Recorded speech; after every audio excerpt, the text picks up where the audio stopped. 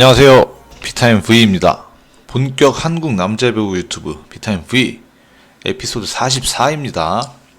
자, 이번 시간에는 장충체육관에서 열렸던 우리카드와 OK금융그룹 경기 리뷰하도록 하겠습니다.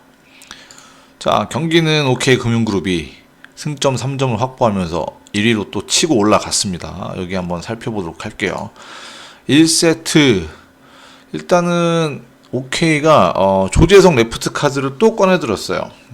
제가 이거는 조재성 선수가 레프트로 나올 때마다 또 레프트로 기용하겠다는 석진욱 감독의 그런 언급이 있을 때마다 계속 이거 안 좋다 안 좋다 비판을 했었잖아요. 일단 리시브는 좀 제쳐줄게요. 어차피 OK금융그룹이 리시브가 좋은 팀도 아니고 조재성 대신에 들어가 있을 뭐 최홍석이나 심경섭 이런 선수들도 다 리시브 안 좋기는 똑같으니까 이거는 일단은 넘어가겠습니다.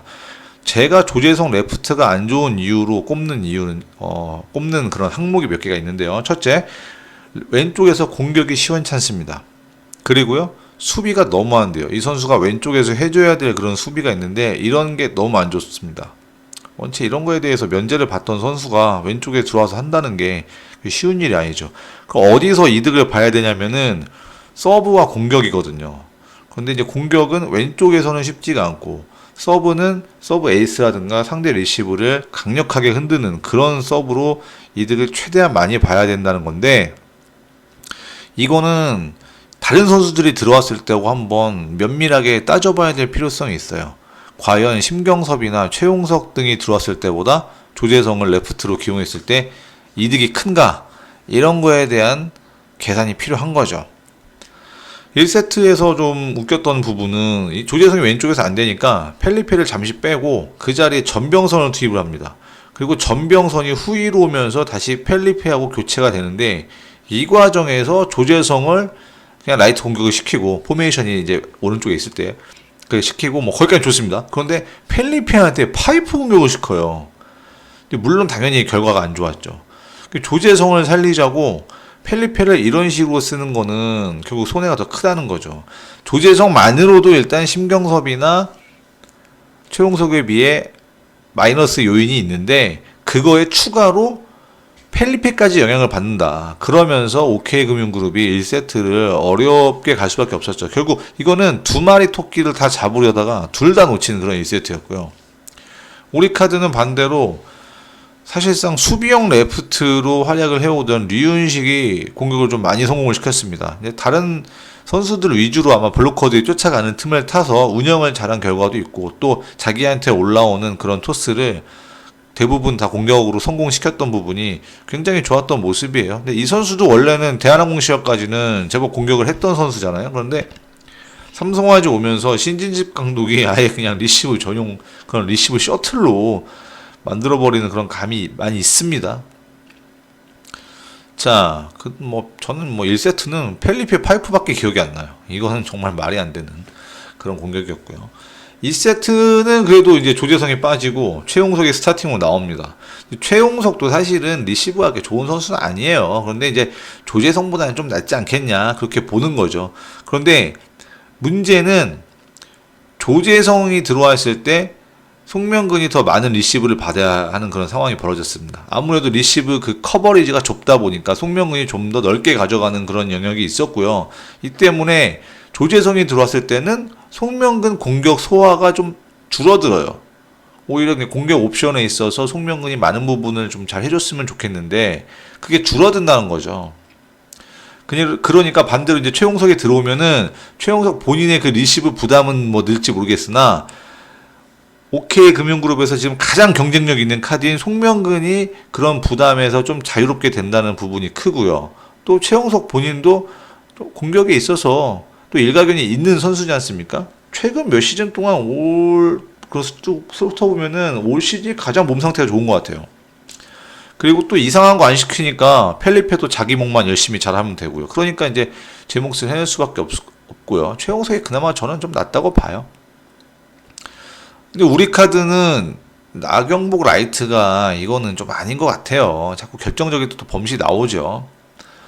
자, 또 우리 카드가 이제 2점 차 정도 앞서가면서 충분히 이길 수 있는 찬스가 있었어요. 후반에, 세트 후반에. 그런데 굉장히 서브가 잘 들어간 거를 이민규 진상원 조합이 속공으로 이거를 가져와요. 이거는 정말 어려운 토스였는데도 진상원이 정말 집중력 있게 준비를 했다가 속공으로 성공시키면서 1점 이상의 점수였죠. 이렇게.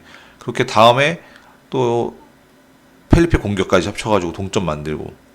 물론 이제 알렉스 서브, 송명근 서브 에이스 이렇게 하면서 막 장군, 멍군 이렇게 때리듯이 양팀 강 서버들이 정말 화려한 모습을 보여주고요. 이 장면 자체는 승부를 떠나가지고 경기를 보는 입장에서 굉장히 즐거운 부분이었어요. 진짜 강 서버들이 정말 칼 같은 서브를 꽂아 넣는 거를 보고 있으니까 그냥 박수가 나오더라고요. 송명근 선수도 서브가 올 시즌에 굉장히 좋아졌어요. 제 생각에는 그 우승하던 두 번째 우승하던 시즌 있잖아요. 그 시즌 이후로 송명근 서브가 가장 좋은 것 같습니다. 그 다음에 언제입니까? 범실도 적죠. 송명근 서브가. 그 다음에 이제 나경복이 블로킹에 걸리는 장면이 잠깐 나왔어요. 이때 이제 이호건의 그 토스가 약간 그 뒤쪽으로 좀 쏠리면서 나경복 선수가 공격을 할 때 허리를 뒤로 젖히면서 할 수밖에 없었잖아요. 근데 이게 오케이 블로킹에 걸리면서 또 상대한테 리드를 허용하는 그런 점수가 됐습니다. 이제 나경복이 라이트가 맞는 옷이 아닌데 토스까지 이러면 진짜 답이 없죠. 근데 그 다음 라이트 토스가 또 그렇게 올라가요. 이번에는 이제 너무 이호건 본인도 그랬던 거죠. 너무 내가 뒤로 졌나 하면서 약간 좀 앞으로 줘야지 했는데 그게 또 너무 네트에 붙어서 나한테나까지 바깥까지 좀 밀려가는 그런 토스다 보니까 나경복이 공격을 할 수가 또 없었어요. 그 다음에 뭐 류윤식 뭐 네터치 나오고 난리가 났죠. 막판에는 이제 조재성이 이제 원포인트 서브로 들어와가지고 상대방 리시브 흔들면서 찬스를 다시 가져왔고요. 결국 이런 비슷하게 가던 그런 건곤일촉의 승부가 에러가 난 거는 이호건의 약간 불안한 토스도 있었지만 그래도 좀 좋은 뭔가 타점이 있는 그런 외국인급의 라이트 공격수라면 그런 것도 어떻게 좀 해결해 줄 수 있을 만한 역량을 가졌을 텐데 나경복한테 아직 그런 것까지 기대하기에는 좀 어려움이 있었다. 그리고 결국 그 부분에서 사고가 났다. 이렇게 말씀드릴 수 있겠습니다. 3세트는 저는 우리 카드에서 딱 한 개 얘기만 이어서 할게요. 나경복 라이트 아니다. 진짜 이거 확실하게 말 수 있어요. 정말 나이트 나경복은 정말 들쭉날쭉해요.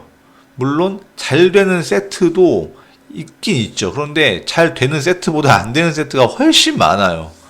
그리고 레프트 쪽으로 돌아왔을 때 나경복이 로테이션상 그때 어차피 나경복한테 공격이 많이 가요. 이날도 전체 38회 정도 나경복 선수가 공격을 했는데 한 10번 정도가 레프트 공격으로 가거든요.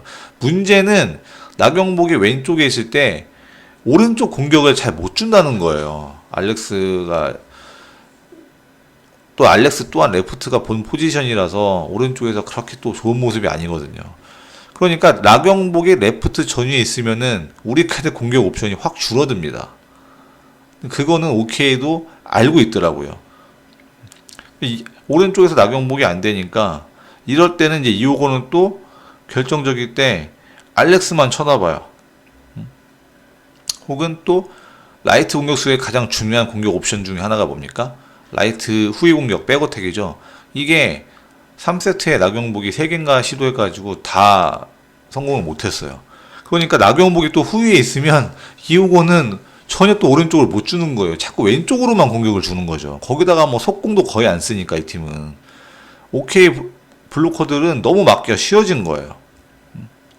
그렇게 뭐 나경복 선수 공격이 블로킹에 걸리면서 끝나죠. 3세트도.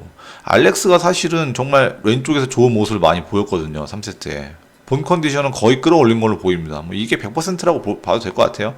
그런데 이제 알렉스가 올라오니까 나경복이 내려가는. 해설위원이 아니라 누구였죠? 이기호 캐스터인가? 캐스터도 지적을 했어요. 근데 나경복이 올라와 있을 때는 알렉스가 떨어져 있더니 알렉스가 올라오니 나경복이 떨어진다. 이제 이 언밸런스가 결국 팀을 망치는 거죠. 블로킹도 마찬가지예요. 우리 카드 센터 블로커들 높이가 너무 낮아요. 진짜 너무.